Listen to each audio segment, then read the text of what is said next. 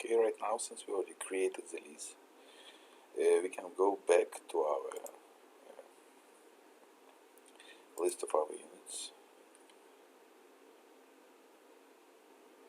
and we can see that for our unit that was 7865, this is exactly 7865 units, this is where we've been. We right now have active lease term, and so all as well active lease as well active lease term. When prior to it, both of the values here were 0.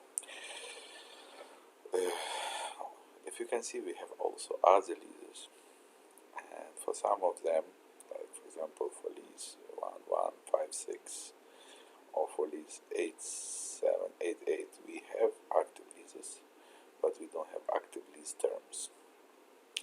It's possible technically to have the active lease, but not to have active lease term.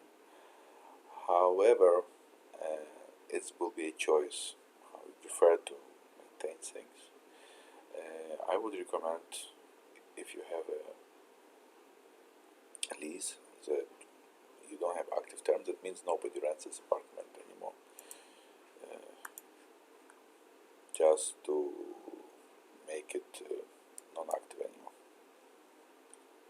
Right? There is no information here, it's not active, there is no active term.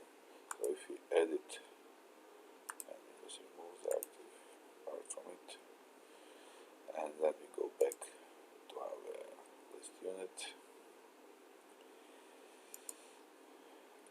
see it becomes 0. That means there is no active lease for it. It's not mandatory, and you can keep it and identify which units are available for rent based on the active lease term. But you also can do this and see there is no active lease, because lease doesn't become inactive automatically.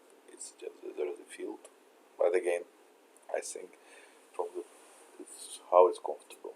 It will not make a logical difference. All other leases as 222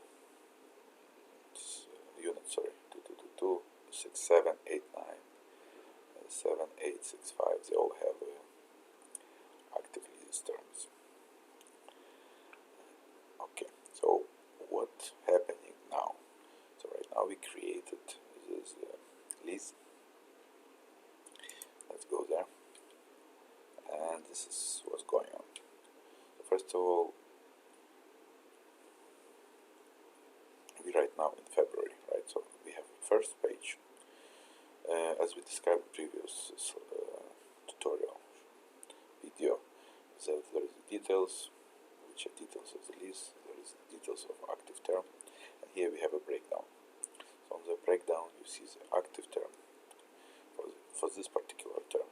We already in the month of February, so the January, he lived there already, so they owe us 2 months rent. The fee for the rent was 500. The active term balance for this particular term lease, it's $1,000. On this page we can see that it's not paid because of those, right? So it becomes the current lease, the current period, sorry, will be colored with pink color. Maybe we should add a legend to identify it. The paid months, if it's paid, it will become green ones. Right now we have no greens, and that's it. And you have everything that's going on. So you will know which months he paid for this term if you just see on this first page. Right now we haven't received any payment. Okay, so the payments, there is no payments.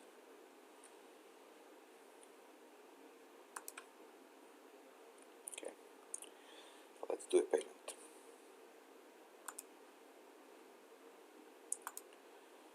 We can select for which term we're doing payment, because if between terms, all the terms that are assigned to this lease will be appearing here as a drop down.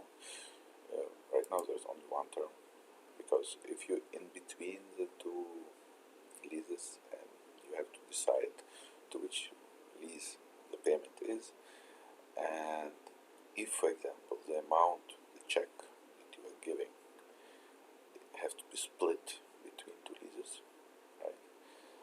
Then you have to do it manually. You have to actually create two payments in the system, only in this situation, because if you assign a certain check to previous lease, it will not appear as the next lease term. That means that they can pay more. We don't limit them to pay more for the lease. For this reason, the amount will be calculated in the lease term. However, but if you want this amount, to this situation, to pay more for certain lease term, right? This is choice of the other customer. The amount will not get automatically split. And the amount, let's say $501, pay check when we want to pay it today, and save. Okay, so what happened? We have a payment. So let's go back to the active term page where it has been, and we see, oh, it's paid. So the amount of $501 is covered the month of January, and it became green. That's perfect. Okay, that was the payment part. And now, because after we did the payment, we can generate a receipt.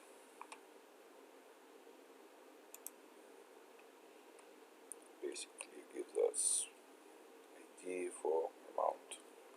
We can print it out. There is no note right now, there is no functionality to send it out. Maybe it can be added. And also, if we go to the active term and we want to give invoice to the tenant which he owns us for the current lease, we can do this. And this is invoice, and we can see this is the current balance, and here's a short breakdown what amount he owns us for which months. So he said he paid for January, there'll be no discounts, and everything else he owns us. And by today, based on today's date, the balance is $499. That's the active term. Okay, that's it. That's it for the payment and the rent.